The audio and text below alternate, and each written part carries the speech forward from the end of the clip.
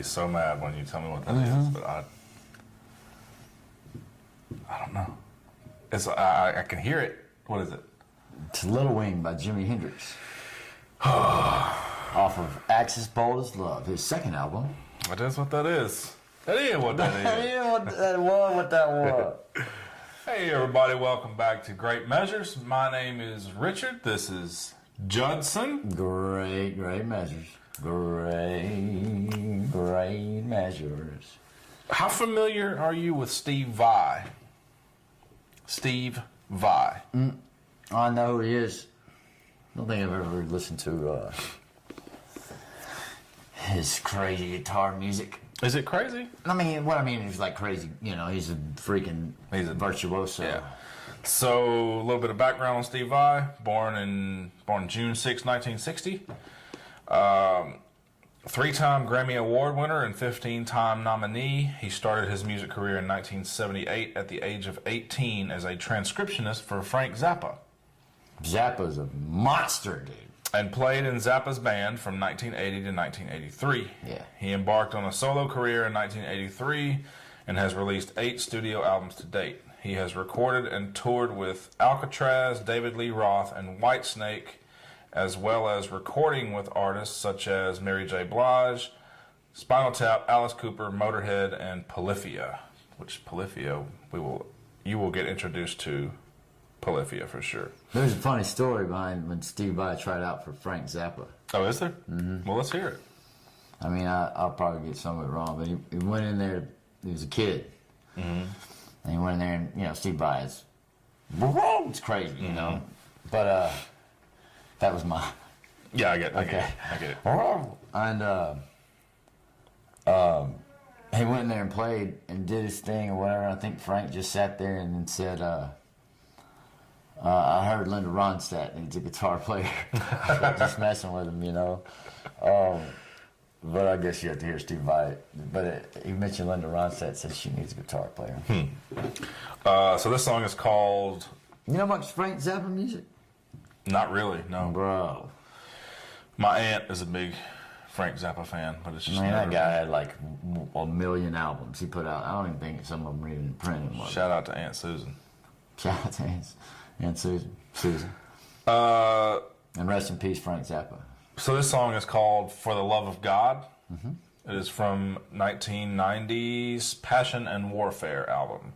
The idea behind the song is religion being out of control is very ironic, as it is supposed to be peaceful and calming. This is the irony Vai says he wishes to capture with the song.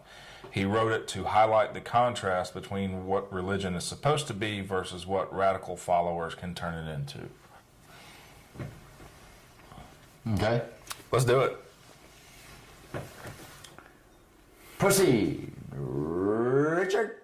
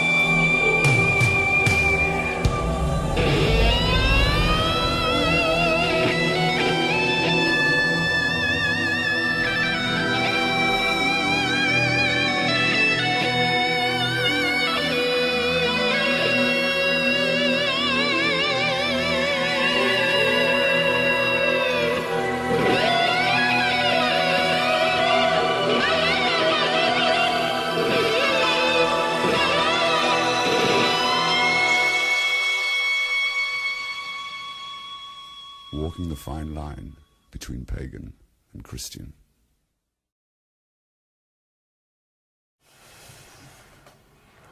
So it's interesting that I played Little Wing, and then you play this song. Okay, why? Just because of how they're both in E minor. So that song is.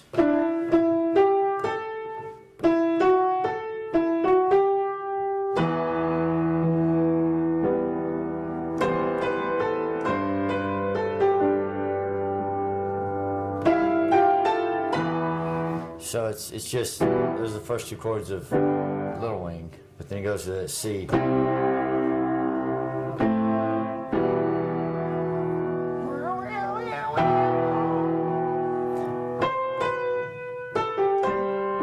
Anyway, so, all right. So. Lay it on me. Well, no. All right. Yes, yes, yes. All right. So I think about. You ever heard the song "Maggot Brain"? By Parliament? Yeah. Yeah. Mm-hmm. Same kind of deal. Yeah. They're just going, guitar just going off in E minor and G and all that stuff. That's what I think about first, Steve Vai he never sings other than with his guitar, right? As far as I know, yeah. He brings in singers. Right. Devon Townsen. Go ahead. So the way I try to listen to something like this, and I like guitar players like you know what Buckethead is? Mm-hmm. You've talked about Buckethead in our videos before. I listen to Buckethead. So that style of guitar playing, and for all we know, Buckethead could be Steve Vai, but nobody knows who Buckethead is. But I think anyway. So. So whenever I think about this kind of thing, to me it's like looking at one of the abstract impressionist paintings, like Jackson Pollock or Mark Rothko or something like that, to where there's form to this. It's in a key. It has, you know what I mean? Like it's not just all over the place. Right. But it leaves you, so you hear what the song is about, and then you're thinking about basically religious fanatics and how they're polluting the purity of what, assuming that it's love that runs through all the religions, or be kind, or one unto another, whatever it is, that there's a perversion of it that he's talking about in the music. Sure. Well, what did you hear in the music that gave you the idea? I mean, he mentions... It may have been a mistake on my part to tell you that in the beginning about... No. I just wanted to give some background. No, I mean, that's why he wrote the song. This is right, yeah. So either way, I'm asking you, do you hear any religiosity in there? No. I mean, I can... It's a minor key, so it presents you with more of a sadder feeling, of sorrow or whatever. So maybe that's in there. Like it's just kind of like, oh, this sucks that it's this way. But anyway, what I'm trying to say is, if I look at a painting that's somehow an abstract thing, or doesn't have any shape, not shape or form, but any objects or human beings or anything like that. Then you kind of you're trying to look, and they call it cities burning or whatever. Then how do I do this? So even the colors that I see when I hear this, it didn't sound. When I think of it, something religious, I think of a hymn, or I think of, I don't know. Sometimes it's hard for me to hear an instrumental song, knowing what the inspiration of it is, and then finding that in there. Yeah. You know what I mean? Mm-hmm. Absolutely. So, I don't know. Like my favorite band, Medeski Martin Wood, they go in, from what I understand from talking to John Medeski one time, because I got to play with him, and he's a cool dude anyway. When I was asking him about certain songs on certain albums, I was like, I really dig this song. He's like, which one is that? Because they go in and they have a musical idea, and they basically are improvising all the time. And then they find a cool idea, they do something around it, it becomes a thing, they name it afterwards. And so then when I don't necessarily hear, so I guess what I'm trying to say is when they name their songs, they listen to it, and then they have the words that they put on it are the words that are invoked after from what they hear. So, and maybe that's kind of a mind screwing with your mind, not screwing with your mind, but making you think that way as well because of how they name it. But even knowing why the song was written, it's hard for me to hear it in this, you know what I mean? In the actual thing. I mean, I hear a lot of David Gilmour sounds in there, you know, a lot of that band's soundscapes. Yeah. So I don't know. I don't know what I'm trying to say other than like I dig the song. I mean, dude is the shredder. He's a beast. He is the shredder, and so it's a cool tune. I mean, he just goes nuts, but he does that on every song, doesn't he? He just goes bonkers. He does a lot of different stuff. Yeah, he's a beast. He's got a really phenomenal body of work. Yeah. But I don't know. Maybe it's not for me to say whether or not he conveyed his meaning through what he played. I mean, I just, you know, I don't think that if you played that song for me without telling me what it was about, would I ever come to Right. Yeah. Sure. what his point was in doing it. Words do that a lot. And then in even like, I don't know, different, and I shouldn't be comparing it to visual art like that, but I am. And Jean-Michel Basquiat, you know that painter? Jean-Benet Ramsey? What? Lord, rest in peace. All right, get it together. Basquiat, painter from the painters. 80s. He was a great painter. But he did put images, but they were, you'd know his work if you saw it. But you can follow his, and they were abstract pieces. Him and Warhol were big buddies, and Warhol kind of brought him up into the art scene. Anyway, his paintings are more, he'll put words in there every now and then, he'll cross them out, and he'll have like a scary image here, and just a collage of ideas that when you, I don't know, if I would have just heard more, there was one idea of that song, one musical idea really. There's a yearning in there, and there's like I can hear the frustration of why something is not the way that it should be in the music. So maybe it's just that. Yeah. When you dress it up with all the other things, like, this is the frustration that I have. I can't know that, and it's hard to even convey that. You see what I mean, though? Yes, absolutely. But don't stop. What? Yours. I mean, your input. I should have never. Albeit small. In this particular. I'm just not going to give any more background on any song. Just be like, tell me what you think. Well, just listen to the song and you come up with your own feelings that would be about fun. That's what we should do with Steve Vai from now on. Okay. I mean, no, that's not bad that you gave me the background. I mean, that's good, right? Yeah, but it's turned into an hour after the song is over. You're still no. I'm kidding. I'm kidding. Oops. Okay. Well. No, I'm with you, man. Okay. Well. Thank you. What is it?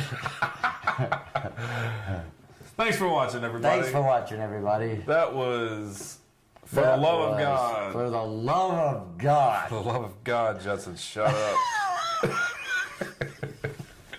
Well, Steve Bob, we are Great Measures. My name is Richard. He's long-winded.